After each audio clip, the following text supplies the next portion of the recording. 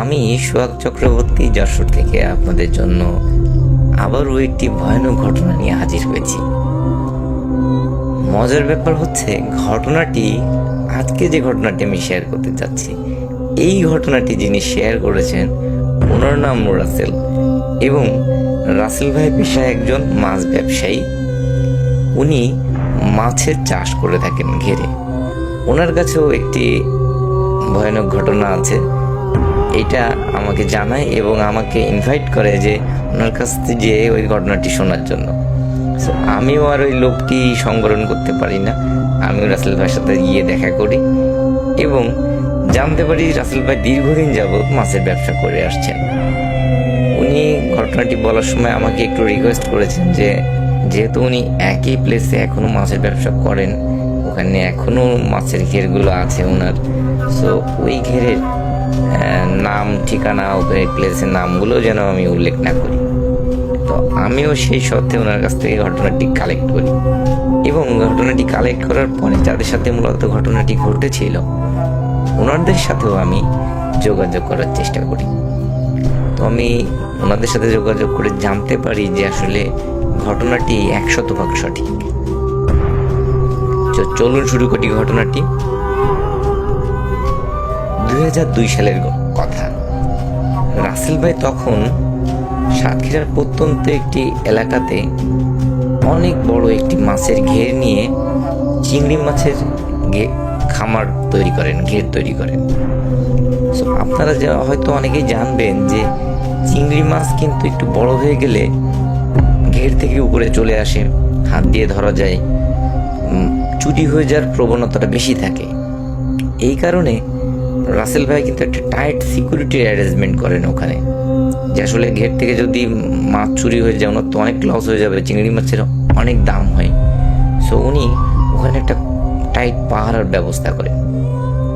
এই পাহারার কাজে নিয়োজিত ছিল একই পরিবারের 3 ভাই।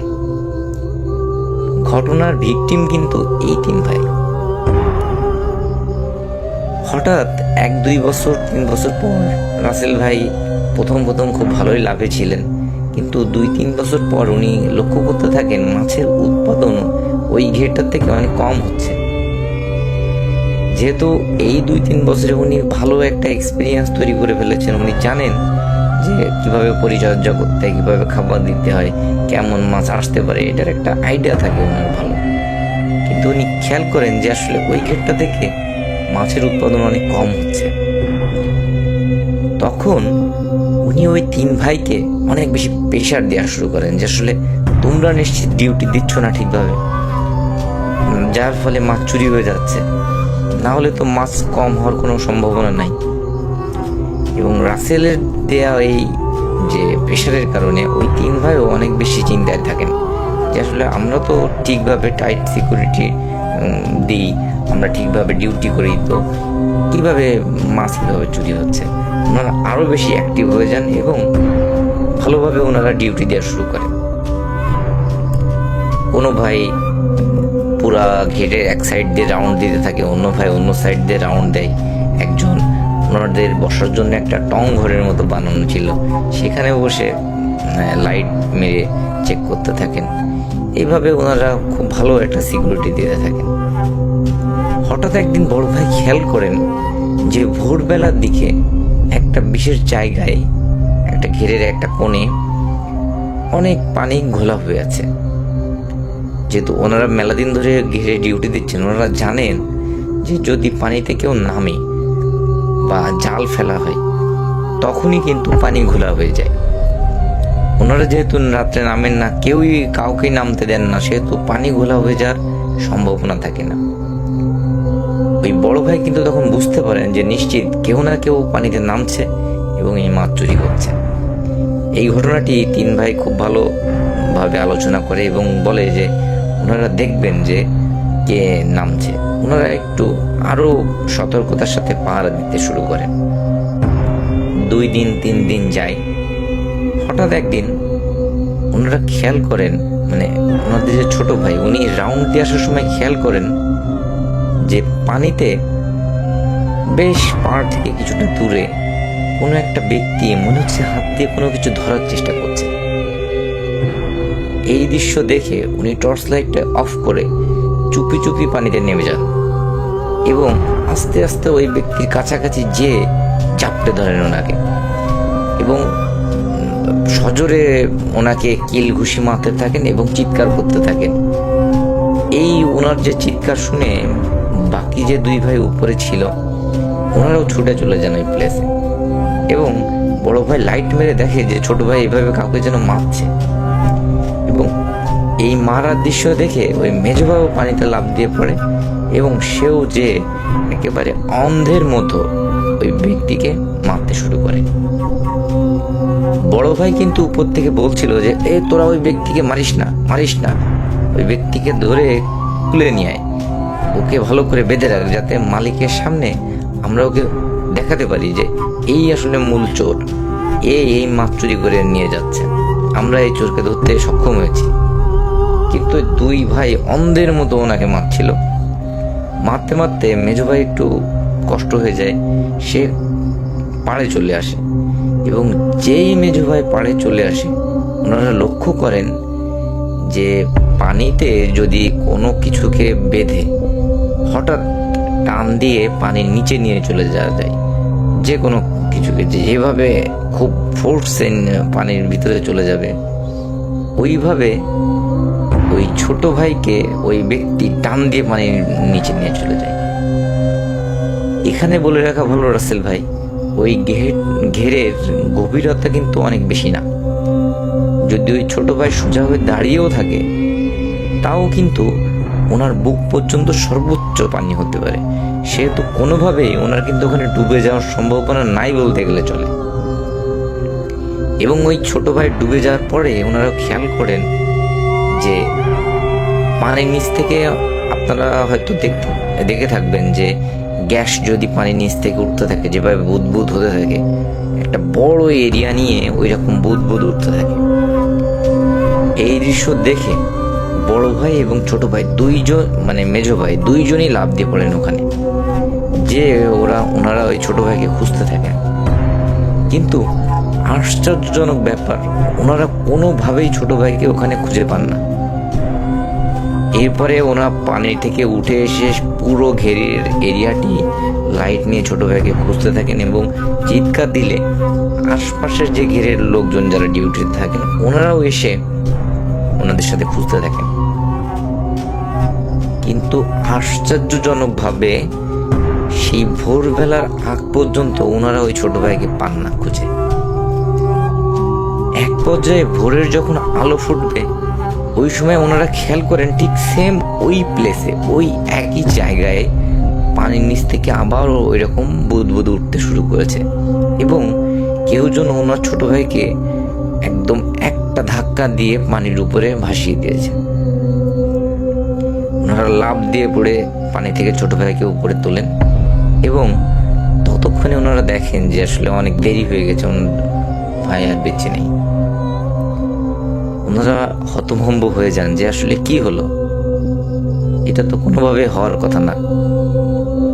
এরপরে ওনার মা বাবা ওখানে চলে এসে কান্নাকাটি করতে থাকেন।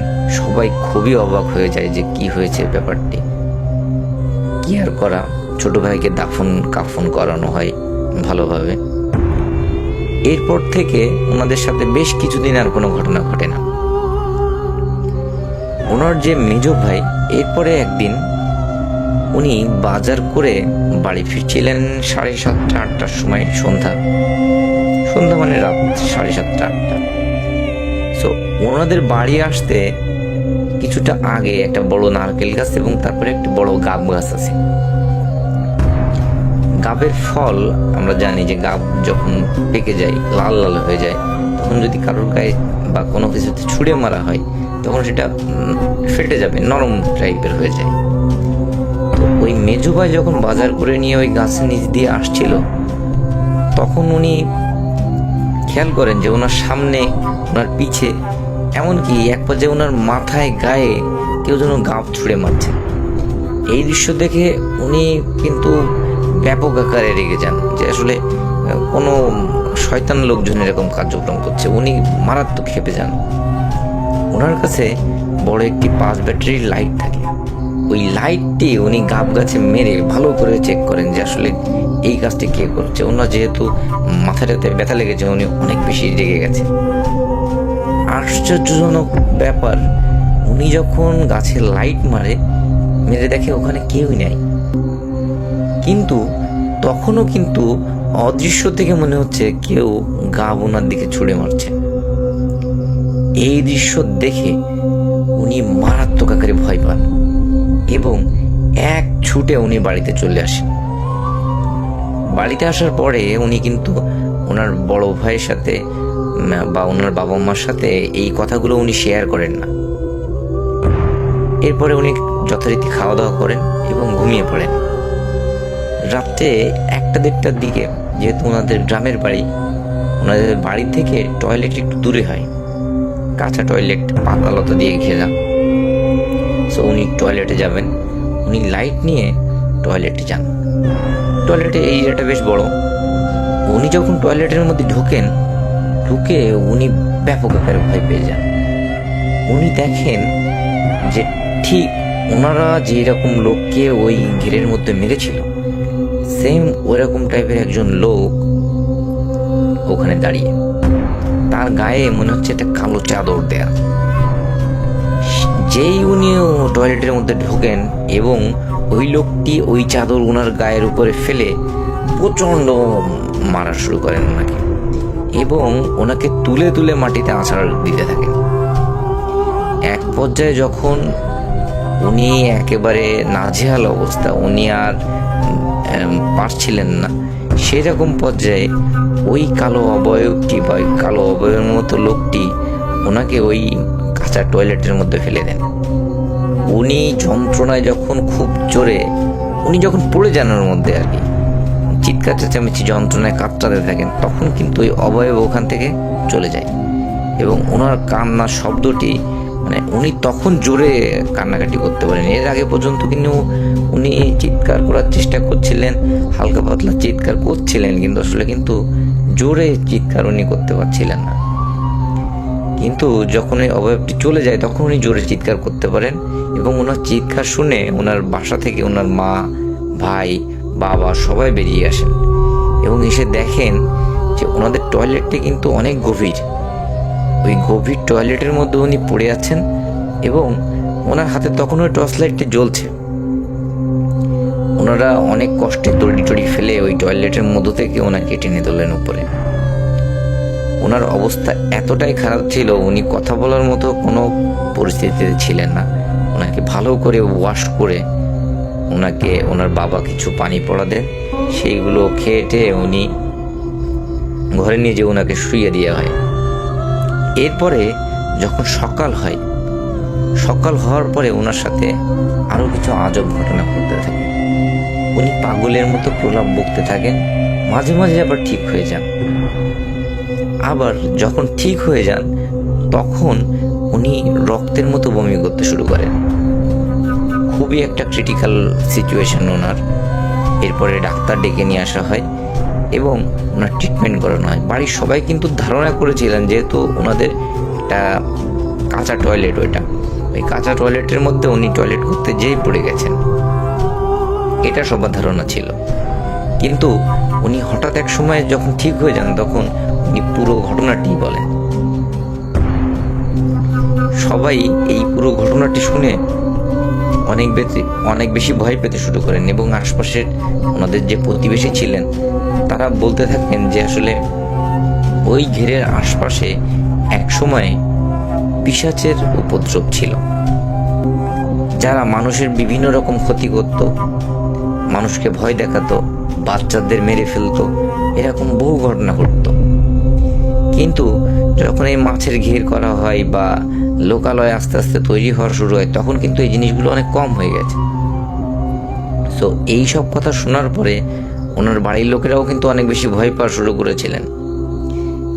ওনারা একটা কবিরাজকে ডেকে আনেন এবং ওই কবিরাজকে ডেকে এনে কিছু পানি পড়া টড়া তাৎক্ষণিকভাবে দেন, কিন্তু আশ্চর্যজনকভাবে ওই মেজো ভাই সন্ধ্যা 6টা পর্যন্ত বেঁচে ছিলেন। এরপরে হঠাৎ করে উনি রক্ত বমি করতে করতেই মারা যান। বাড়িতে একটা শোকের মাতম তৈরি হয়ে যায়। সবাই অনেক বেশি কষ্ট পান, অনেক ভয়ের একটা পরিবেশও হয়ে যায় সাথে সাথে। এরপরে ওই মেজো ভাইকে দাফন কাফন করে দেওয়া হয়। মেজো ভাইকে দাফন কাফন করে দেওয়ার পরে বড় ভাইয়ের ভিতরে কিন্তু একটা আতঙ্ক তৈরি হয়ে যায়। তিনি আর ওই মাছের ঘেরের ওই যে পাহারা দেওয়ার যে কাজ, ওটি আর করতে যান না।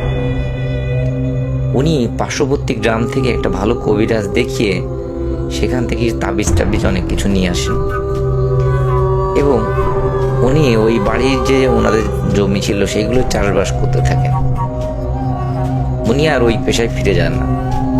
দীর্ঘ 1-1.5 মাস 2 মাস পার হয়ে যায়, ওনাদের সাথে আর কোনো ঘটনা ঘটে না। হঠাৎ একদিন ওই বড় ভাইয়ের যে স্ত্রী, উনি রাত্রে 11টা-12টার দিকে বাইরে বাথরুম করতে আসবেন।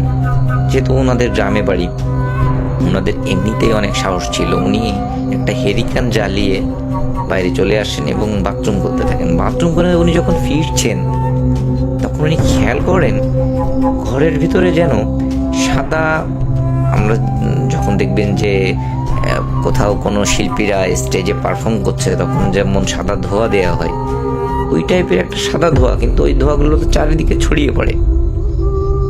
এই ধোঁয়া কিন্তু ওইভাবে ছড়িয়ে পড়ছে না, একটা নির্দিষ্ট শেপের মতো, পাতলা একটা নির্দিষ্ট শেপের মতো। সে একদম সুন্দর করে দরজার যে ফাঁকা ওইটা দিয়ে ঘরের মধ্যে চলে যাচ্ছে। এই দৃশ্য দেখে উনি অনেক বেশি ভয় পান এবং মনে করেন যে ওনার স্বামীর হয়তো কোনো বড় ক্ষতি হয়ে যেতে পারে। উনি ছুটে এসে ধাক্কা দিয়ে দরজা খুলে ফেলেন, কিন্তু দেখে ঘরের ভিতরে আসলে কিছুই নাই, কোনো সমস্যা নেই। উনি হেরিকেনটা বেডের পাশে নিয়ে যে দেখেন যে ওনার স্বামী শুয়ে আছে, ঘরের মধ্যে কিছুই নাই, কোনো রকম খারাপ কোনো পরিবেশ না। উনি বেডের পাশে হেরিকেনটি জ্বালিয়ে রেখে উনি শুয়ে পড়েন পাশে। উনি কত সময় ঘুমিয়েছেন ঠিক জানেন না। হঠাৎ ওনার ঘুম ভেঙে যায় যে ঘরের বাইরে মনে হচ্ছে খুব দাপাদাপির শব্দ হচ্ছে, মনে হচ্ছে কোনো ব্যক্তি প্রচুর প্রহর করছে, ধরে ধরে তুলে তুলে আছাড় মারছে। যেহেতু ওনাদের মাটির বাড়ি, ওনারা ওই ভাইব্রেশনটা ফিল করতে পারছিলেন বেডের উপর থেকে। ওনার মনে যেহেতু একটা আতঙ্ক কাজ করছিল, উনি আর কোনো কিছু খেয়াল না করেই দরজা খুলে বাইরে চলে যান এবং বাইরে চলে যে একটা দৃশ্য দেখে উনি আতঙ্কে চিৎকার দিয়ে উঠে সেন্সলেস হয়ে যান। ওনার চিৎকার শুনে ওনার মা বাবা, যারা আর কি বড় ভাইয়ের মা বাবা ছিল, তারাও চলে আসে। তারাও ওই অদ্ভুত দৃশ্যটি এসে সবার সামনে দেখতে পান। ওনারা দেখেন যে কালো একটি অবয়ব, যার কোনো হাত নাই, পা নাই, চোখ নাই, মুখ নাই, কিচ্ছু নাই, সে ওই বড় ভাইকে তুলছে, আছাড় মারছে এবং হাত ধরে এক মাথা থেকে উঠানের অন্য মাথা টেনে নিয়ে যাচ্ছে, আবার অন্য মাথায় চেলে ফেলে দেওয়ার মতো দিচ্ছে। এই দৃশ্য দেখে ওনারা আরো জোরে চিৎকার করেন এবং ওনাদের চিৎকার শুনে ওনাদের প্রতিবেশী 2-1 বাড়ি থেকে লোকজন হারিকেন নিয়ে চলে আসে ওদের বাড়িতে। যেই সবাই চলে আসে আলো নিয়ে, তখন ওই অবয়ব আর ওখানে থাকে না, তখন সে চলে যায় ওখান থেকে। এরপরে ওই বড় ভাইকে ওখান থেকে উদ্ধার করা হয়, ওনাকে ঘরে নিয়ে এসে ভালো করে পরিষ্কার পরিচ্ছন্ন করে আবার বেডে শুইয়ে দেওয়া হয়। কিন্তু ওনার মুখ ডান দিকে বাঁকা হয়ে যায় এবং উনি ডান হাতে আর কোনো সেন্স থাকে না, উনি প্যারালাইজডের মতো হয়ে যান ডান হাত। এরপরে ওনারা আবার কবিরাজকে ডেকে নিয়ে আসেন এবং এক ডাক্তারকে নিয়ে আসেন। বড় ভাইয়ের ট্রিটমেন্ট চলে, কবিরাজও ট্রিটমেন্ট করতে থাকেন, কিন্তু ওনার প্রোগ্রেসটা খুব স্লোভাবে হয়। কবিরাজ অনেক কিছু শুনে, সকলের কথাবার্তা শুনে ওনাদের বাড়ি পরপর 3 দিন আসেন এবং ওই কবিরাজ সাথে করে একজন মৌলানাকে নিয়ে আসেন, যিনি 3য় দিন এসে ওনাদের বাড়ির চারিপাশে বোতলের মধ্যে কিছু একটা লিখে ভরে বাড়ির চারিপাশে পুঁতে দিয়ে যান। এরপর থেকে ওনাদের দ্বৈত ট্রিটমেন্টে উনি আস্তে আস্তে সুস্থ হতে থাকেন। কিন্তু সুস্থ হলেও উনি কিন্তু ওই এক পাশে খুঁড়িয়ে হাঁটেন, একটা হাত প্যারালাইজ থাকে এবং মুখ এক সাইডে বাঁকা হয়ে থাকে। উনি যখন একটু সুস্থ হয়ে যান তখন সবাইকে ওই রাতের ঘটনাটি বর্ণনা করেন। উনি বলেন যে উনি হঠাৎ ঘরের মধ্যে ঘুমিয়েছিলেন, কোনো প্রবলেম না। হঠাৎ উনি খেয়াল করেন যে ঘরের তাপমাত্রা অনেক ঠান্ডা হয়ে যাচ্ছে, মনে হচ্ছে একটা শীতল বাতাস এসে ওনার গায়ের উপর দিয়ে চলে যাচ্ছে। এক পর্যায়ে এত বেশি ঠান্ডা লাগতে শুরু করে, উনি কাঁথা খোঁজার জন্য উঠে বসে উনি খেয়াল করেন যে ওনার সামনে বড় একটা শেপের কোনো মানুষের মতো কিছু একটা দাঁড়িয়ে আছে, যেটি সাদা, সেটি কিন্তু কালো না, সাদা। এবং সে এক টান দিয়ে হঠাৎ ওই বড় ভাইকে রুমের বাইরে নিয়ে যায় এবং বাইরে নিয়ে গিয়ে ওনাকে প্রচণ্ড প্রহার করা শুরু করেন, ওনাকে ধরে মাটিতে আছাড় মারেন। উনি যখন আর পেরে উঠছিলেন না, ওনার গায়ে যখন আর বল ছিল না প্রতিহত করার, তখন উনি শুনতে পান যে তোরা আমার ভাইকে মেরেছিস, আমার ভাইকে আহত করেছিস, তোদের কাউকে আমরা আর বাঁচিয়ে রাখবো না। এইটুকু উনি সর্বোচ্চ শুনতে পান। এরপরে উনি সেন্সলেস হয়ে যান। এই কথা শোনার পরে কবিরাজরা ওনাকে অনেক তাবিজ দেন, ওনাকে অনেক পারনি পড়া দেন, বাড়িগুলো বন্ধ করে দেন এবং ওনার সাথে একটা লাল কাপড়ের মধ্যে কিছু জিনিস লিখে ওনাকে বলেন যে ওনার মাজায় হোক বা গলায় হোক বা যে কোনো জায়গায় এই জিনিসটা লাল কাপড়ে এইভাবেই রাখার জন্য। যতদিন উনি এটা ঠিকভাবে রাখতে পারবেন, আশা করা যায় ওনার কোনো সমস্যা হবে না। ওর পর থেকে ছোটোখাটো সমস্যা হলেও বড় তেমন কোনো সমস্যা হয়নি, কিন্তু উনি অতটা সুস্থভাবে আর চলাফেরা করতে পারেন না। উনি উপার্জনক্ষম অবস্থায়ও আর তেমন একটা নাই। উনি যখন ঘটনাটি আমার সাথে শেয়ার করছিলেন, উনি অঝরে কাঁদছিলেন যে উনি ওই ঘেরের ডিউটি দিতে যে দুই ভাইকে হারিয়েছেন, ওনার জীবনটা এত কঠিন হয়ে গেছে। সো এটি ছিল আমার ঘটনা। যদি ঘটনাটি আপনাদের ভালো লেগে থাকে তাদের উদ্দেশ্যে ঘটনাটি শেয়ার করবেন এবং সবাই ভালো থাকবেন। আসসালামু আলাইকুম প্রিয় লিসেনার্স, এই মুহূর্তে যে স্টোরিটি আমি আপনাদেরকে শেয়ার করতে যাচ্ছি, এই স্টোরিটি আমাকে পাঠিয়েছে নড়াইল জেলার লোহাগাড়া উপজেলার লাহুরিয়া ইউনিয়নের আলামিনের স্টোরি আমি ইতোমধ্যে বেশ কয়েকটি আপনাদেরকে শুনিয়েছি এবং আপনারা সবাই এই স্টোরিগুলোর প্রশংসা করেছেন। এবারে যে স্টোরিটি আমাকে আলামিন পাঠিয়েছে, এটি একটি পুকুর কেন্দ্রিক ঘটনা। এই পুকুর কেন্দ্রিক যে ঘটনাটি আপনাদেরকে শোনাবো, আশা করি সবারই ভালো লাগবে।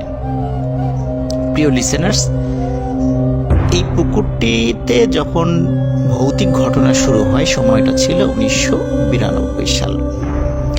এই পুকুরের কয়েকটি বিষয়ে ঘটনা শুরুর আগে আপনাদেরকে বলতে চাই। সেটি হচ্ছে, এই পুকুরটি স্থানীয়ভাবে দাসের পুকুর নামে পরিচিত। কারণ হচ্ছে ওই পুকুরের পার্শ্ববর্তী গ্রামে যে হিন্দু সম্প্রদায় আছে, তাদের বংশ দাস। তারা অনেক দিন ধরে ধোপার কাজের সাথে জড়িত আছেন। আর যখন এটি খোঁড়া হয় অনেকদিন আগে, তখন আশেপাশে কোনো পুকুর ছিল না। বেশ কয়েকটি বিষয়কে উদ্দেশ্য করে পুকুরটি খোঁড়া হয়। এটা যে শুধু হিন্দুরা খুঁড়েছে তা না, এখানে মুসলিমরাও এই পুকুর খোঁড়ার সাথে জড়িত ছিল। কারণ হচ্ছে আশেপাশে পুকুর কম থাকা, গবাদি পশুর গোসল করানোর জন্য এবং নিজেদের গোসল করার জন্য পুকুরের প্রয়োজনীয়তা, ধোপা সম্প্রদায় যারা দাস যারা আছেন তাদের কাপড় ধোয়া, বিভিন্ন কারণে এই পুকুরটির প্রয়োজনীয়তা দেখা দেয়। আরও একটা প্রয়োজনীয়তা ছিল, সেটি হচ্ছে যখন হিন্দু সম্প্রদায়ের লোকদের বিভিন্ন পূজার সময়টা হতো, ওই পূজার যে মূর্তিগুলো, এই মূর্তিগুলো পূজার শেষে এই পুকুরে ডুবিয়ে ফেলা হতো। এভাবেই দীর্ঘদিন ধরে এই কাজটি চলে আসছে। হিন্দু মুসলিম সবাই এই পুকুরে তারা তাদের বিভিন্ন ধরনের কর্মকাণ্ড তারা সেটা মানে কাজ করে আর কি। পুকুরের ঠিক দক্ষিণ পাশে রয়েছে একটি শ্মশান। এটা অনেক আগে থেকে এই শ্মশানটি ছিল।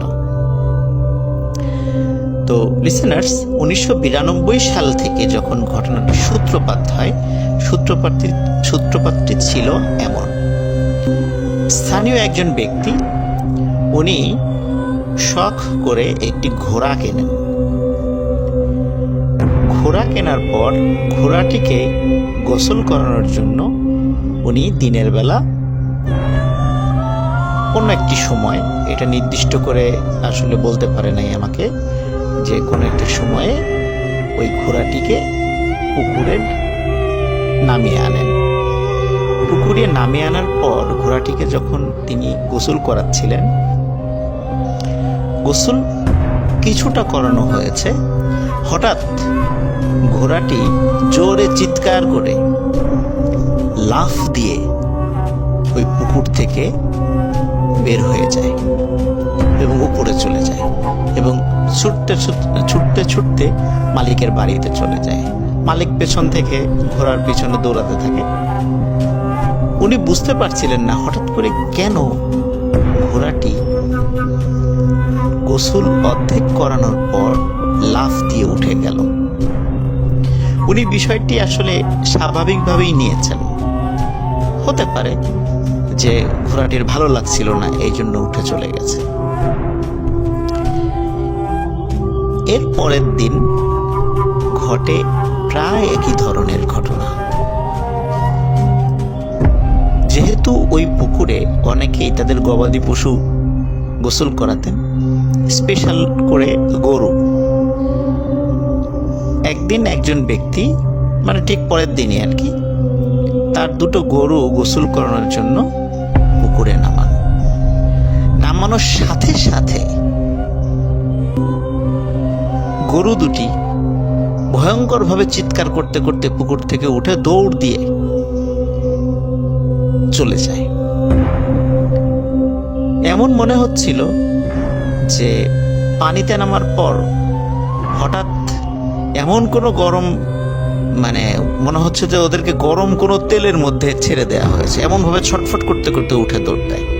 আসলে এতদিন ধরে পুকুরে গোসল করানো হচ্ছে গরু, ছাগল, বিভিন্ন গবাদি পশু, কখনোই কিন্তু এই ধরনের ঘটনা ঘটেনি। তাহলে হঠাৎ করে কেন এই সমস্যার সৃষ্টি হচ্ছে? এভাবে প্রতিদিনই যেই কোনো গরু ছাগল নামাতো, সাথে সাথে এই ধরনের ঘটনা ঘটতো। গরু ছাগলগুলো এরপর থেকে কোনোভাবেই তাদেরকে দড়ি ধরে টেনে কোনোভাবেই পুকুরে নামানো যেত না।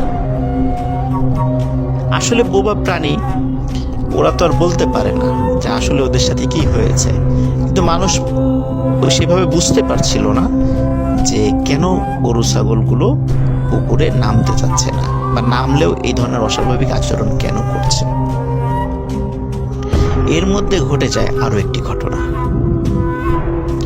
গ্রামের হিন্দু পাড়ার, মানে ওই দাস পাড়ার ছোট্ট একটি মেয়ে, 5 থেকে 7 বছর বয়স, নাম হচ্ছে নূপুর। প্রতিদিনের মতো দুপুরবেলা নূপুর তার বন্ধু বান্ধবদের সাথে গোসল করতে আসতো। বাচ্চাদের একটা গ্রুপ ছিল, তারা প্রতিদিন একসাথে গোসল করতে আসতো, বা গোসল করে একসাথে আবার বাড়িতে চলে যেত। এই নূপুর তার বন্ধু বান্ধবদের সাথে গোসল করতে আসে এবং গোসলের পরে সে আর বাড়িতে ফিরে যায় না। এখন বাড়ির লোকজন যখন দুপুর গড়িয়ে বিকাল হয়ে যায়, তখন নূপুরকে খুঁজতে বের হয়। নূপুর যাদের সাথে রেগুলার পুকুরে যায়, তাদের বাড়িতে যায়, তারা সবাই বলে, হ্যাঁ নূপুর তো আমাদের সাথে গোসল করছিল, কিন্তু সে কি উঠে এসেছে কিনা এটা তো আমরা খেয়াল করি নাই। চতুর্দিকে খোঁজা হয়, পুকুরে সবাই নামে, জাল ফেলা হয়। এখানে বলে রাখা ভালো, পুকুরটি কিন্তু অনেক গভীর এবং যত খরাই হোক না কেন, ওই পুকুরের পুকুরে এত পরিমাণ পানি থাকে যে মোটামুটি 2 জন মানুষ অনায়াসে তলিয়ে যাবে সেখানে এখনো পর্যন্ত। তো যাই হোক, নূপুরকে খুঁজে পাওয়া যাচ্ছিল না। পুকুরে জাল ফেলা হয়, ডুবুরি নামানো হয়, তারপরেও খুঁজে পাওয়া যাচ্ছে না। এভাবে 2 দিন পার হয়ে যায়, নূপুরকে আর খুঁজে পাওয়া যায় না। 2 দিন পর সকালবেলা নূপুরকে পাওয়া যায়।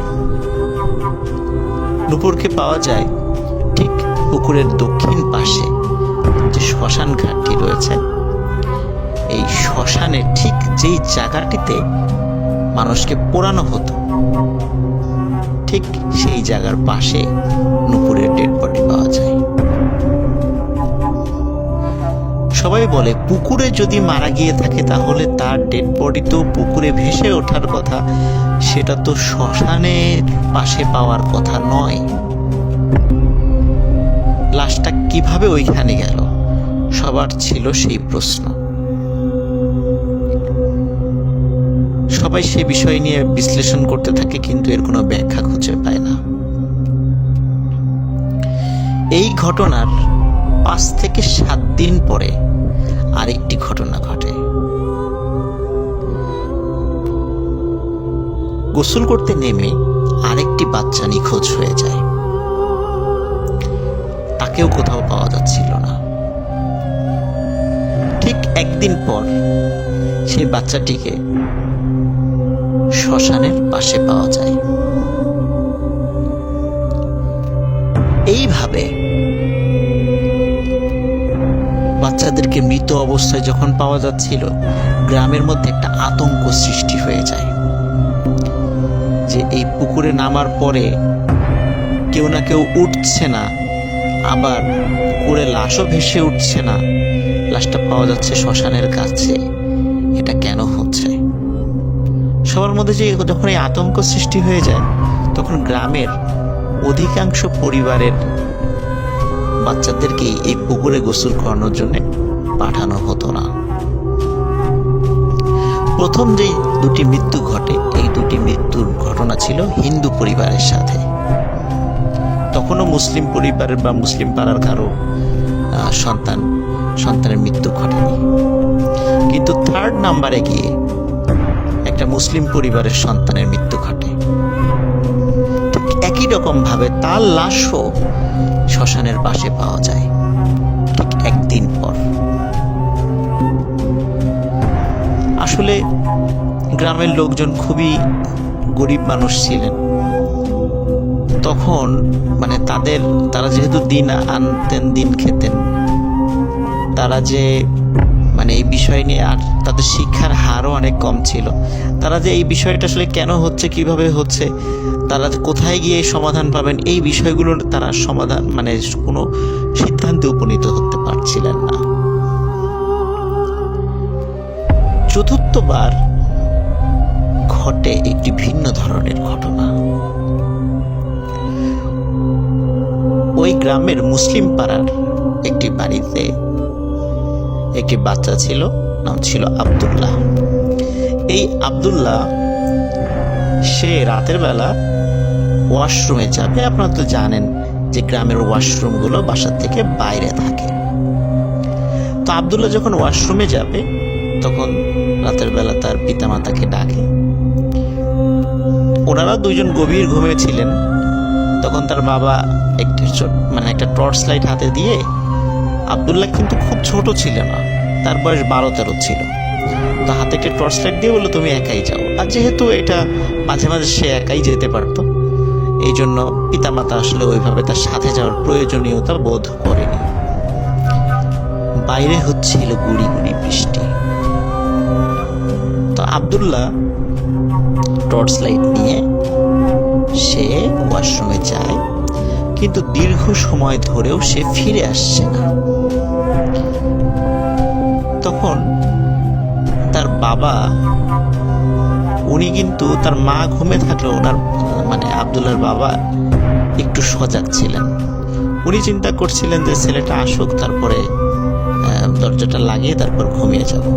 যেহেতু বাইরে বৃষ্টি হচ্ছিল এই জন্য উনি আসলে ওইভাবে, আচ্ছা ওনার বাসার ছাতাও ছিল একটা, এই জন্য আসলে উনি বাইরে ওই সময় যাওয়ার ইচ্ছা পোষণ করেননি। কিন্তু যখন দীর্ঘ সময় হয়ে যাচ্ছিল, আবদুল্লাহ যখন ফিরে আসছিল না, তখন উনি চিন্তা করে কি ব্যাপারে, এতক্ষণ তো থাকার কথা নয়। উনি তখন হাতের হারিকেনটা নিয়ে বের হন, যেহেতু টর্চ লাইটটা আবদুল্লাহ নিয়ে গেছে, হাতের হারিকেনটা নিয়ে বাইরে বের হন।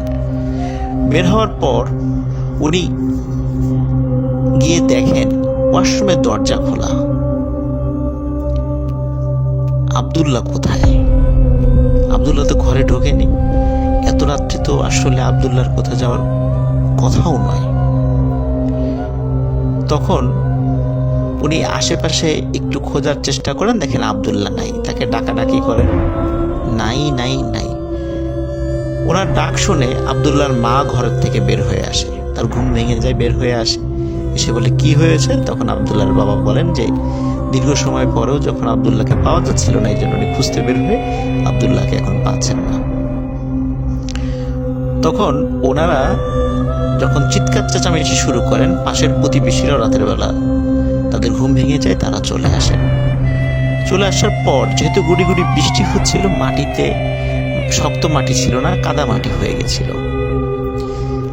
তারা টর্চ লাইট জ্বালিয়ে খেয়াল করলেন যে আবদুল্লাহর পায়ের ছাপ ওয়াশরুমে গেছে এবং ওয়াশরুম থেকে বের হয়েছে 3-4 হাত বের হয়েছে আবদুল্লাহর পায়ের ছাপ। এরপরে আবদুল্লাহর এই ছোট পায়ের ছাপটা অনেক বড় মনে হচ্ছে এটা কোনো মানুষের পায়ের ছাপ না, এটা দানবাকৃতির কোনো একটা প্রাণীর পায়ের ছাপ মনে হচ্ছে সেখানে। এবং ওই ছাপটা আস্তে আস্তে পুকুরের দিকে চলে গেছে। তখন সবাই ভয় পেয়ে যান যে নিশ্চয়ই কোনো ভয়ঙ্কর কিছু আবদুল্লাহকে এখান থেকে ধরে নিয়ে গেছে। সবাই প্রচন্ড জোরে চিৎকার চেঁচামেচি শুরু করেন। গ্রামের লোকজন ওই রাত্রেবেলায় চলে আসে, সবাই এসে পুকুর পাড়ে জড়ো হয়। জড়ো হওয়ার পর রাতের বেলায় পুকুরে তাকে খোঁজ করা শুরু হয়, কিন্তু পুকুরে তাকে কেউ রাতের বেলা খুঁজে পাচ্ছিল না। হঠাৎ করে একজন বলল, এই দেখো দক্ষিণে শ্মশানের দিকে কিছু একটা দেখা যাচ্ছে। তখন কিন্তু অনেক লোক সাক্ষী ছিল।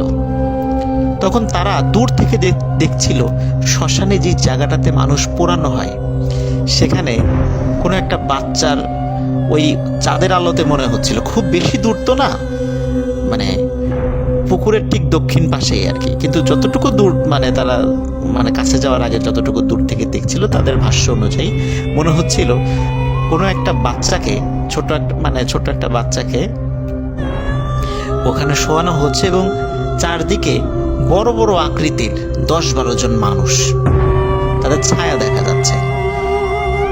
গ্রামের ওই সময় সবাই ওই শ্মশানের দিকে ছুটতে থাকে, গিয়ে দেখে আবদুল্লাহ সেখানে পড়ে আছে, কিন্তু আশেপাশে কোনো মানুষ দেখা যাচ্ছে না।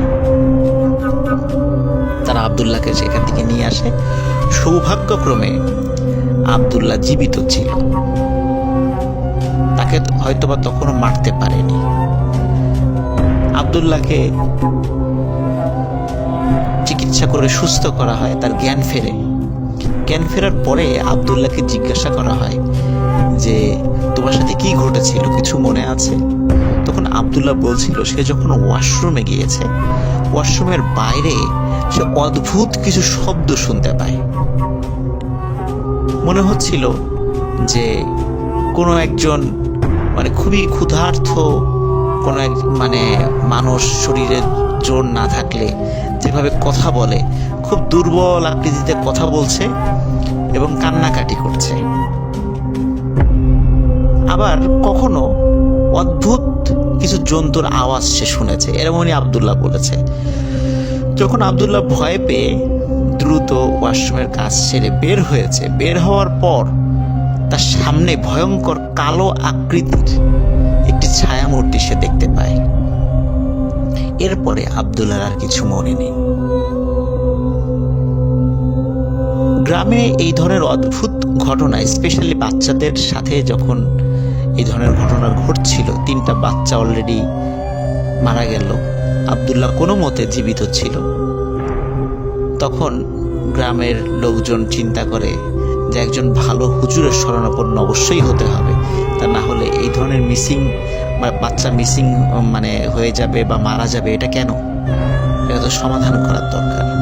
তখন গ্রামের হিন্দু মুসলিম তারা সবাই এক জায়গায় বসে একটা সিদ্ধান্ত নিয়ে পরিচিত একজন হুজুরের কাছে যান।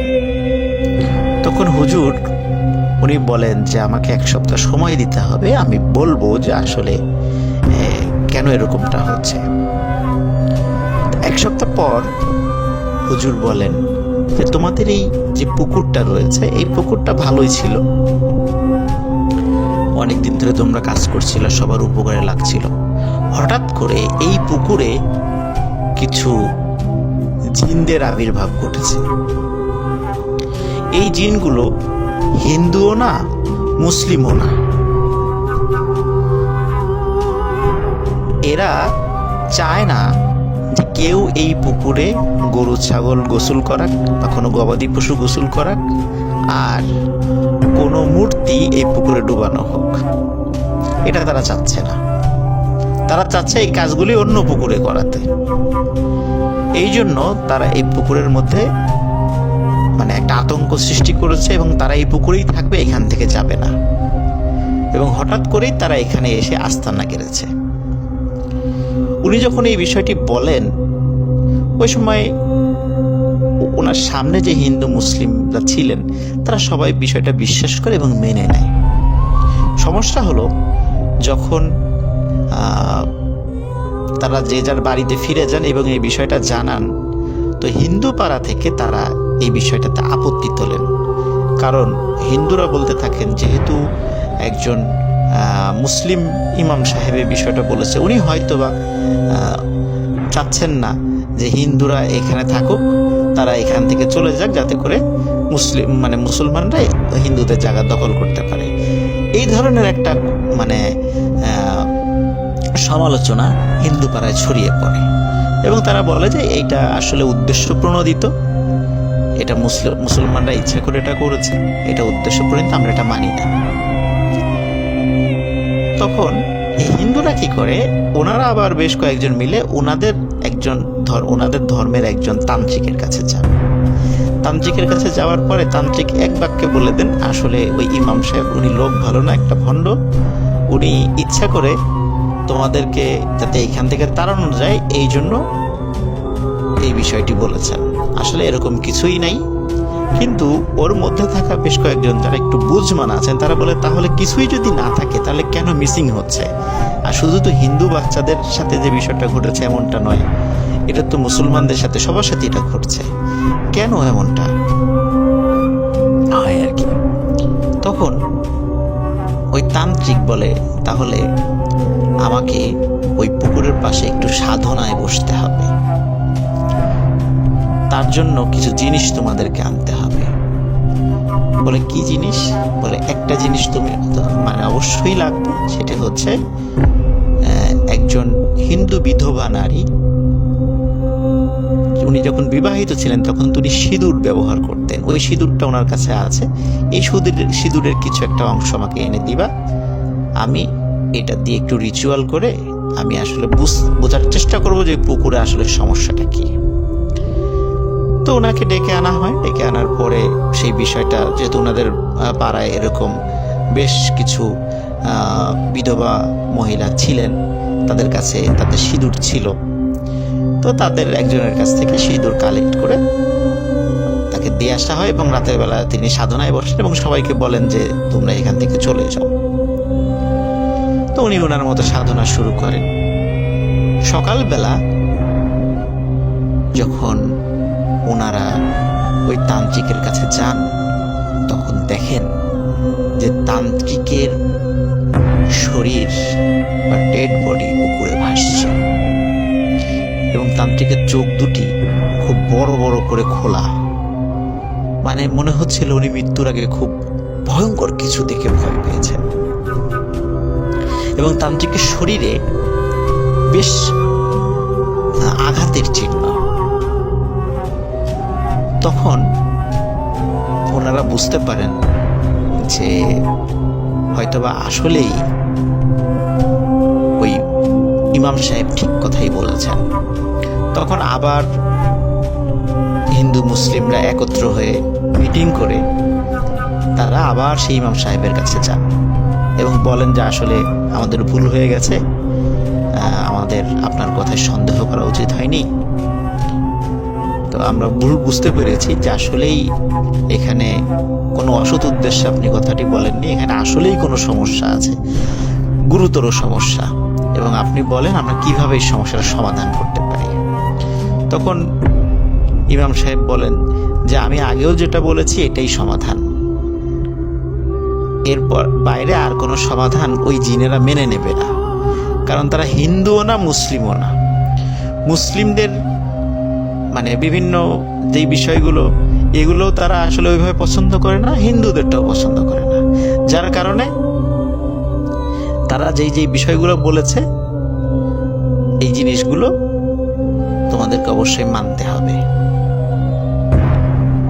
তখন তারা সবাই মেনে নেয়। মেনে নেয়ার পর তারা বলে যে ঠিক আছে, এখন থেকে আমরা কেউ গরু ছাগল এখানে গোসল করাবো না, এরপরে কোনো মূর্তি এখানে ডোবানো হবে না, প্রয়োজনে আর একটা পুকুর কাটা হবে, সেখানে আমরা এই কাজগুলো করব, কিন্তু এইটা এরকমই থাকবে। তখন হিন্দু মুসলিম সকলে মিলেই কিন্তু আর একটা পুকুর খনন করে এবং তারা সেখানে তাদের সেই প্রয়োজনীয় জিনিসগুলো আবার করতে থাকে এবং বলে যে এই পুকুরে সবাই সবকিছু করতে পারবে, গোসল করতে পারবে, মানুষরা গোসল করতে পারবে, কাপড় চোপড় ধুতে পারবে, কিন্তু স্পেসিফিকভাবে গরু ছাগল গোসল করানো যাবে না এবং কোনো মূর্তি ডোবানো যাবে না। এই শর্ত মেনে নিয়েই নতুন পুকুর খোঁড়া হয় এবং এরপর থেকে ওই পুকুরে আজ পর্যন্ত কোনো ঘটনা ঘটেনি। এবং অদ্ভুত ব্যাপার হলো 92 সালের আগে ওই পুকুরের পানি বিভিন্ন সময় শুকিয়ে যেত, কিন্তু 92 সালের পর থেকে নিয়ে আজ পর্যন্ত ওই পুকুরের পানি অনেক খরা হলেও ওই পুকুরের পানি কখনো শুকায় না। স্থানীয়ভাবে সেটাকে দাসের পুকুর বলা হয়। এটি লাহুরিয়া ইউনিয়নের লাহুরিয়া গ্রামেই অবস্থিত। যারা ওই গ্রামের যদি কোনো লিসেনার আমার এই গল্প শুনে থাকেন তারা অবশ্যই বুঝতে পারবেন এই ঘটনার সত্যতা সম্পর্কে। সবাই ভালো থাকবেন, সুস্থ থাকবেন। প্রিয় লিসেনার্স, আমরা মানুষের কাছ থেকে সেই ভয়ের ঘটনাগুলি উঠিয়ে আনার চেষ্টা করি যেটা সত্যিকার অর্থেই আমাদের নারীর সাথে সম্পর্ক রয়েছে। তার মানে হচ্ছে যে ঘটনাগুলি আমাদের বাংলাদেশের মাটিতে সাধারণত বেশি ঘটে থাকে, মানুষের খুব আমাদের কাছের মানুষদের যে ভয়গুলো, সেই ভয়গুলো আমরা তুলে ধরার চেষ্টা করছি। যে সত্যি সত্যি আমরা কোনো গল্প বা পৌরাণিক কাহিনী বা মুভি উপন্যাস থেকে কোনো গল্প কালেক্ট করি না, আমরা মানুষের বাস্তব অভিজ্ঞতার নিরিখে যে ভয়গুলো, সেই ভয়গুলি আপনাদের কাছ থেকে আপনাদের সামনে তুলে ধরার চেষ্টা করছি। হতে পারে কোনো গল্প ছোট, হতে পারে সেটা কমন হতে মানে এটা হয়ে যেতে পারে যে এই টাইপের গল্প আপনারা আগেও শুনেছেন, কিন্তু বাস্তব ঘটনাগুলো অনেক ক্ষেত্রেই একটার সাথে আর একটা কিছু অংশ মিলে যায়। প্রিয় লিসেনার্স, ভালো থাকবেন, সুস্থ থাকবেন। আসসালামু আলাইকুম। হ্যালো আসসালামু লিসেনার্স, আমার নাম রাকিবুল হাসান রাকিব। আমি আপনাদের সাথে আজকে যে গল্পটি শেয়ার করব এটি বদরগঞ্জ থানার শ্যামপুর গ্রামের একটি ঘটনা। ঘটনাটি আমার এক বন্ধুর মামার সাথে ঘটে যাওয়া একটি গল্প। ঘটনাটি আজ থেকে 30-35 বছর আগের ঘটনা। আমার বন্ধু যেভাবে গল্পটি বলেছে আমাকে, আমি সেইভাবে আপনাদের কাছে গল্পটি শেয়ার করছি। আমার বন্ধুর মামার নাম আবির। আবির সাহেব যেদিন জন্মগ্রহণ করেন ওই দিন থেকে ওনার সাথে একটি পরী বা মেয়ে জিন নজরে পড়ে যায়। সময়টা ছিল শীতকাল। আবির সাহেব যেদিন জন্মগ্রহণ করেন ওই দিন শুধু আবির সাহেবের পরিবারের লোকজন নয়, পুরো গ্রামবাসী আনন্দে আত্মহারা হয়ে যায়। কারণ আবির সাহেব দেখতে অনেক সুন্দর ছিল। পুরো গ্রামে এত সুন্দর বাচ্চা দ্বিতীয় কেউ ছিল না। তার উপর 5টি মেয়ের বাচ্চার পর আবির সাহেব হচ্ছে একমাত্র ছেলে সন্তান। এত সুন্দর হওয়ার কাল হয়ে গেল আবির সাহেবের জন্য। পুরো গ্রাম ভেঙে পড়ে আবিরকে দেখার জন্য। এত লোকের চাপে রুমের লোকজন ভিড়ের জন্য সন্ধ্যায় একটু আগে আবিরকে বের করা হয় বাড়ির উঠোনে। লোকজন দেখতে দেখতে একসময় সন্ধ্যা হয়ে যায়। ঘটনার সূচনা শুরু হয় ওই দিন রাত থেকে। মাঝরাতে হঠাৎ এক সময় বাচ্চার কান্নার শব্দ শোনা যায়। আবিরের মা বাচ্চার কান্নার শব্দ শুনে ঘুম থেকে উঠে দেখেন আবির সাহেব শূন্যে ভেসে আছেন আর আস্তে আস্তে দরজার দিকে চলে যাচ্ছে। এটা দেখে আবিরের মা ভয় পেয়ে চিৎকার করলে বাচ্চাটি পানিতে পড়ে যায়। এই ঘটনার পর ভোরবেলা একজন কবিরাজকে ডেকে আনা হয়। কবিরাজ এসে যেটা বলে যে গতকালকে যখন সন্ধ্যার দিকে আবির সাহেবকে বাড়ি উঠোনে নিয়ে আসা হয়, তখন একটা পরী আবির সাহেবকে অনেক পছন্দ করে এবং ওই পরীটি নিয়ে যাওয়ার জন্য আবির সাহেবকে এই মধ্যরাতে এসেছিল। এরপর কবিরাজ সাহেব কিছু তাবিজ আর রুম বন্ধ করে দেয়। তারপর থেকে আর কোনো ধরনের সমস্যা হয় না। তবে এর কয়েক বছর কেটে যায় কোনো ধরনের সমস্যা না হওয়ার পর হঠাৎ তার কিছু বছর পর আবার নতুন এক সমস্যার সৃষ্টি হয়। আবিরের বয়স যখন 14 বছর, একদিন আবির দুপুরবেলা 2-3জন বন্ধু নিয়ে মাছ ধরতে যায়। ওই সময় আবিরের বন্ধুরা লক্ষ্য করলো আবির সাহেব কার সাথে যেন কথা বলছে একা একা। ব্যাপারটি আবিরের বন্ধুরা যখন আবিরের বাবা মাকে জানায়, ব্যাপারটি জানানোর পর আবির সাহেব বলেন যে উনি একটি মেয়ের সাথে কথা বলেন এবং ওই মেয়েটিকে উনি ছাড়া কেউ দেখতে পারে না। ব্যাপারটি জানার পর পরে আবার কবিরাজকে দেখানো হয়। কবিরাজ আসলে আবির সাহেবকে কিছু তাবিজ দিয়ে এইগুলো ইউজ করতে বলে এবং আবির সাহেবকে বলে আপনি কোনোভাবে এই তাবিজগুলো কখনো খুলে রাখবেন না। এখানে ইন্টারেস্টিং ব্যাপার হচ্ছে আবির সাহেব ওই পরীটিকে বা ওই মেয়েদিনটাকে উনি পছন্দ করে ফেলে, তাই তিনি তার শরীরের সব তাবিজ খুলে ফেলে। এতে পরিবারের লোকজন রাগ করলেও আবির সাহেব মাথায় নেয় না। এইভাবে দিন চলতে থাকে রাসেল ভাই। আবিরের বয়স যখন 20 বছর হয় তখন উনি ওনার রুমে কাউকে আর প্রবেশ করতে দেয় না। আর ওনার রুম থেকে রাসেল ভাই সবসময় একটা সুন্দর একটা সুগন্ধি সবসময় আসতো। যখন পরিবারের লোকজন অনেক বোঝানোর পরও আবির সাহেব কোনোভাবেই উনি কোনো তাবিজ বা অন্য কোনো কিছু নিচ্ছে না, যে কারণ উনি সবসময় চায় যে ওই মেয়ে জিনটা বা ওই পরীটা ওনার সাথে যোগাযোগ করুক, তখন পরিবারের লোকজন সিদ্ধান্ত নেয় যে আবিরকে বিয়ে দেবে। এই বিয়ে দেওয়ার সিদ্ধান্ত নিয়েও রাসেল ভাই সবচেয়ে একটা বড় সমস্যা হয়ে যায়। যখন রাসেল ভাই মেয়ের পক্ষ থেকে আবির সাহেবকে কেউ দেখতে আসে, রাস্তায় স্যার ওদের মধ্যে একটা সমস্যা হয়ে যায়। যারাই রাসেল ভাই মেয়ে দেখতে আসে দেখা যায় যে কোনো না কোনো একটা রাস্তার মধ্যে একটা বড় ধরনের সমস্যা হয়। সমস্যার জন্য ওরা আর হচ্ছে আবির সাহেবের বাসা পর্যন্ত আসতে পারে না, ওরা হচ্ছে ব্যাক করে যায়। এক সময় গ্রামের লোকজন জানাজানি হলে পরে কোনো আর পাত্রীর পক্ষ থেকে আবিরের বিয়ের প্রস্তাব নিয়ে আসে না। আবির সাহেব কোনো কাজ করতেন না, বাড়ির কারোর সাথে কথা বলতেন। খাবারের সময় উনি খাবার নিয়ে ঘরে চলে যেত আর সব সময় রুমের দরজা বন্ধ করে রাখতো। তো রাসেল ভাই একদিন আবির সাহেব নামাজ পড়তে যায়, তো উনি ভুলক্রমে ওনার রুমের হচ্ছে দরজা তালা দিতে ভুলে যায়। উনি নামাজ পড়তে যখন যায় তখন ওনার মা চুপ করে ওনার রুমে প্রবেশ করে। ওনার রুমে প্রবেশ করে সবচেয়ে একটা জিনিস দেখে যেটা সবচেয়ে মানে ওনার মা হচ্ছে অবাক হয়ে যায়, সেটা হচ্ছে ওনার রুমে একটা ছবি টাঙানো, যে ছবিটা আমাদের যেরকম আগে আমরা ছবি যখন তুলতাম একটা নেগেটিভ ছবি বের হতো সাদা কালো কালারের, অনেকটা হচ্ছে ব্ল্যাক শ্যাডোর মতো, ওরকম ব্ল্যাক শ্যাডোর দুইটা ছবি। জাস্ট বোঝা যাচ্ছে যে একজন পুরুষ একজন মহিলা, বাট পুরুষটা কে বা মহিলাটা কে এটা কোনোভাবে বোঝা যাচ্ছে না। আরো আশ্চর্যের ব্যাপার হচ্ছে পুরো রুমে রাসেল ভাই হচ্ছে বিভিন্ন ধরনের গাছের পাতা, ফুল, এইসব দিয়ে হচ্ছে পুরো রুমটা ভর্তি এবং ওই রুমের মধ্যে অনেক সুন্দর একটা হচ্ছে মানে গন্ধ সবসময় হচ্ছে ওনার মা পাচ্ছে। তো ওনার ছেলে নামাজ পড়তে আসবে থেকে বাসায় আসবে দেখে উনি তাড়াহুড়ো করে রুম থেকে বের হয়ে যায়। তো ওনার ছেলে যখন নামাজ পড়ে বাসায় আসে, বাসায় ঢুকে উনি ওনার রুমে ঢুকে 2 মিনিটের মধ্যে রাসেল ভাই হচ্ছে মানে রাগ হয়ে রুম থেকে বের হয়ে বলে যে হ্যাঁ আমার রুমে হচ্ছে মা আপনি কেন ঢুকছিলেন, আমি মানা করছিলাম, আমি তালা দিতে ভুলে গেছি, এই জন্য আপনি কেন রুমের মধ্যে ঢুকবেন। এখানে রাসেল ভাই উনি যে রুমে বাসায় আসার পর ওনাকে কিন্তু কেউ বলে যে এরকম ওনার রুমে কেউ ঢুকেছিল, এবং উনি কেউ দেখেও নি যে ওনার মা যে ওনার রুমে ঢুকেছিল। বাট উনি কিভাবে জানলো এটাও আসলে ওনার পরিবারের লোকজন অনেক অবাক হয়ে যায়। তারপর রাসেল ভাই হচ্ছে আবির সাহেব বলেন যে এরকম আমাকে বিয়ে দেওয়া বা অন্য কিছু করার জন্য কেউ চেষ্টা করিও না, আমার অলরেডি বিয়ে হয়ে গেছে, আমার বাচ্চা আছে, আমার সন্তান আছে, এবং আমার একটা পরিবার আছে। তো আমার বিয়ে শাদী নিয়ে তোমরা কোনো কিছু মাথা ঘামাইও না, আমার বিয়ে শাদী হয়ে গেছে এবং আমি এইভাবে থাকতে চাই।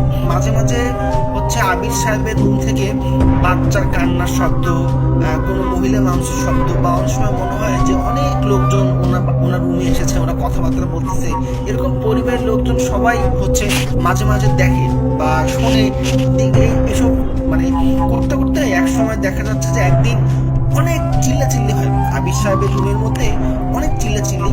তো যেহেতু আবির সাহেবের রুমে আবির সাহেব আগে বলে দিয়েছেন যে আমার রুমে যাই হয়ে যাক না কেন কেউ কখনো আমাকে ডাকবে না বা আমার রুমে আসবে না, তো ওই জন্য কেউ ভয়ে বা কেউ কোনো কিছু বলেনি। যে আবির সাহেব প্রায় দুপুর হয়ে যায়, উনি দরজা খোলে না। তো এই জন্য পরিবারের লোকজন যখন ডাকাডাকি করে যে উনি কোনোভাবে দরজা খুলছে না, তখন রাসেল ভাই আসলে দরজা ভেঙে যখন ভিতরে ঢোকা হয়, দেখা যায় যে আবির সাহেব মারা গেছে। তো উনি আসলে রাসেল ভাই কিভাবে মারা গেছে বা কিভাবে গেছে এটা আসলে কোনোভাবে জানা যায়নি।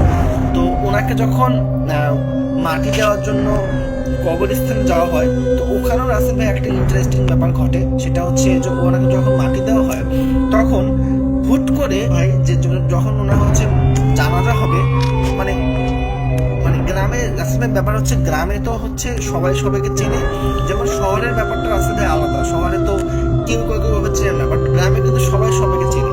তো জানাজার মুহূর্তে হঠাৎ করে অনেক লোকজন না ভাই যে জানাজা দেওয়ার জন্য শরীর হয়, এবং ম্যাক্সিমাম লোকগুলাকে কেউ আসলে চেনে না। এবং জানাজা শেষে কয়েকজন জিজ্ঞেস করে যে আপনাদের বাসার কোথায় বা আপনারা কই থেকে আসছেন, মানে ওরা কোনো অ্যান্সার না দিয়ে ওরা হচ্ছে যে যার মতো চলে যায়।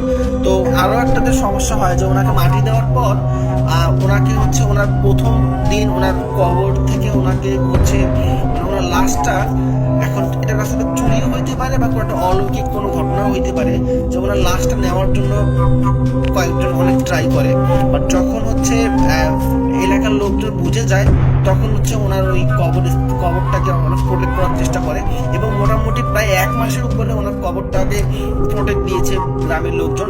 কারণ যখনই হচ্ছে কেউ কবর থেকে সাইডে কোথাও চলে যায়, তখন ওনার কবর থেকে ওনার লাশটা নেওয়ার জন্য কেউ একদম চেষ্টা করে। তো এই ছিল আমার ঘটনা। সবাই ভালো থাকবেন, ধন্যবাদ।